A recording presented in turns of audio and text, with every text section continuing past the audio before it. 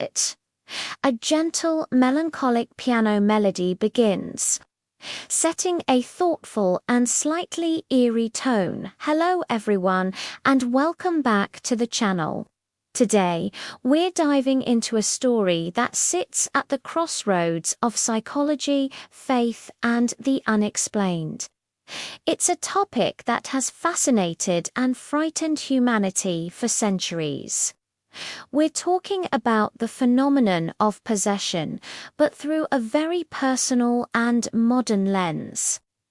This is the story we're calling the Possession Diaries.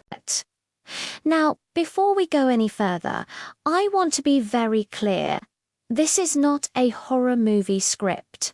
We are approaching this subject with the utmost respect and sensitivity.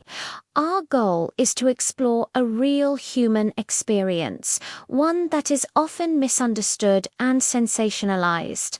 We're going to look beyond the jump scares and delve into the profound personal and psychological journey of someone who believed they were not alone in their own body. This story revolves around a young woman we'll call Anna, for her privacy and protection. We've changed her name and some identifying details. Anna was, by all accounts, a bright, ambitious college student. She had a close circle of friends, a loving family, and a future that seemed full of promise. But one winter, something began to shift. It started subtly. Anna described it as a feeling of static in her own mind, a persistent background noise that wasn't hers. She'd find herself losing time, with hours passing in what felt like minutes, and she'd have no memory of what she'd done. Her friends noticed changes in her personality. The once outgoing and cheerful Anna would become withdrawn, irritable, and sometimes she'd speak in a voice that was noticeably different from her own, harsher, lower, and filled with a bitterness that was completely out of character. At first, everyone, including Anna herself, looked for logical explanations. Stress, exhaustion from her demanding studies. She sought medical advice, undergoing a series of tests to rule out neurological conditions. She saw therapists, exploring potential psychological triggers or dissociative disorders. Every test came back normal. Every therapy session seemed to hit a dead end. Medically and psychologically, Anna was deemed healthy, yet her experiences only grew more intense. The static she described evolved into what she perceived as a distinct presence, a separate consciousness sharing her mind. This presence, she claimed, had its own thoughts, its own memories, and its own malevolent intentions. It would mock her, belittle her, and try to isolate her from everyone she loved.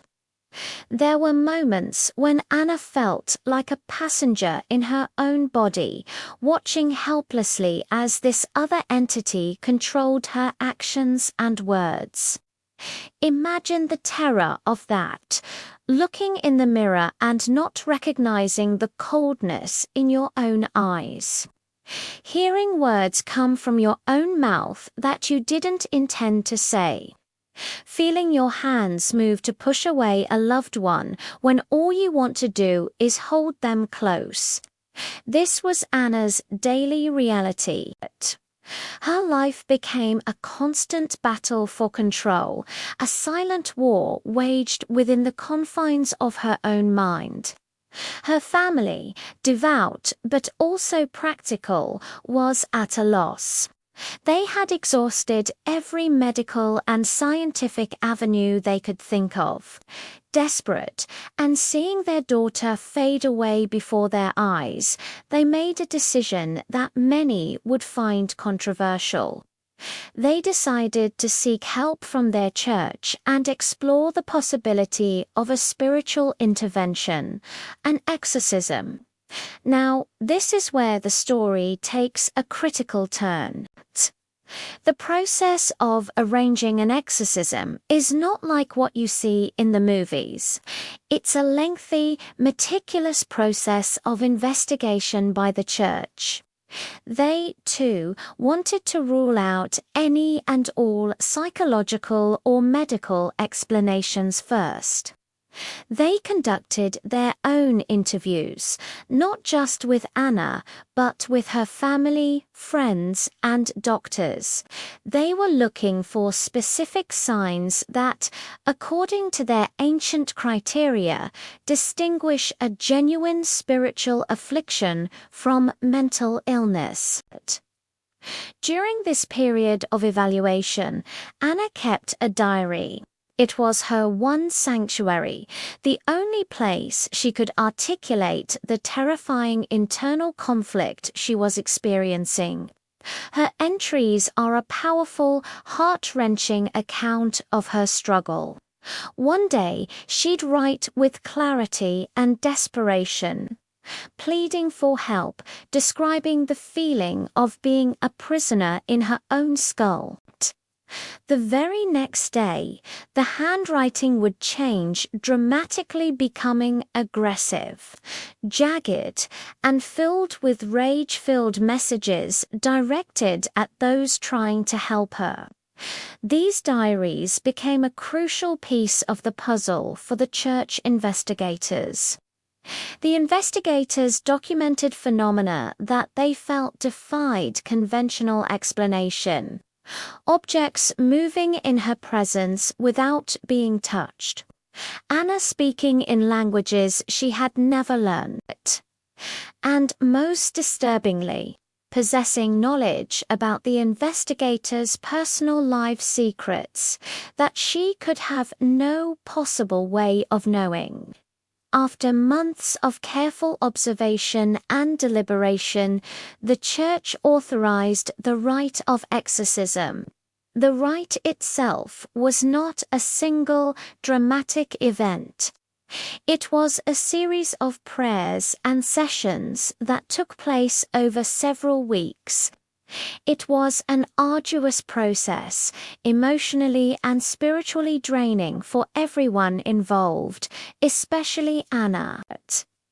She described the experience as a spiritual tug-of-war, an excruciating battle where she had to find the strength to reclaim her own will, her own self, from the entity that had taken root.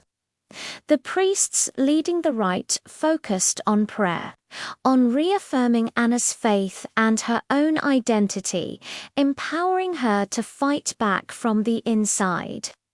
Slowly, painstakingly, a change began to occur. Anna reported moments of clarity that lasted longer and longer. The static in her mind began to quiet down. The voice that wasn't hers grew fainter. She described the final session as a moment of profound silence, a calm she hadn't felt in years. The presence, she said, was gone. In the aftermath, Anna's recovery was a journey in itself. She had to heal not just from the ordeal, but from the trauma of it all. She continued with therapy to process what she had been through and to rebuild her life. Today, years later, Anna is doing well. She finished her degree and is living a full and peaceful life.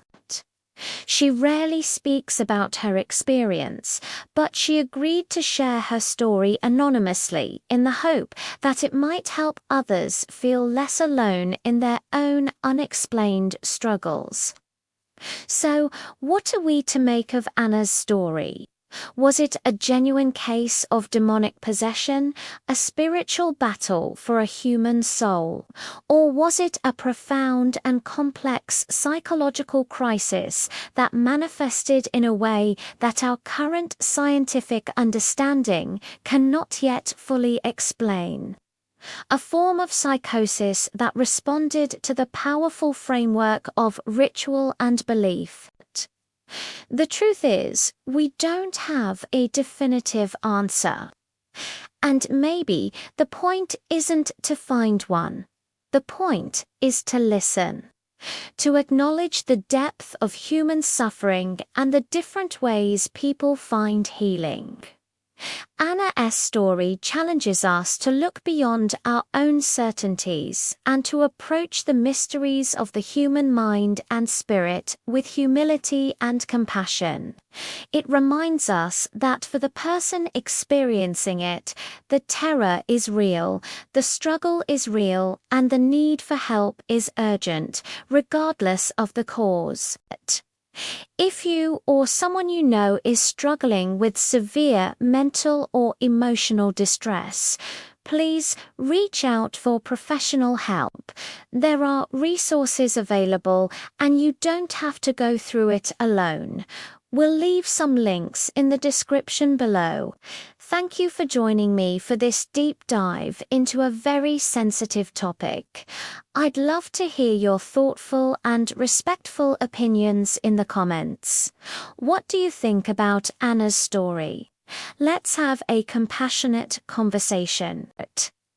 If you found this video meaningful, please consider giving it a like and subscribing to the channel for more explorations into the human experience.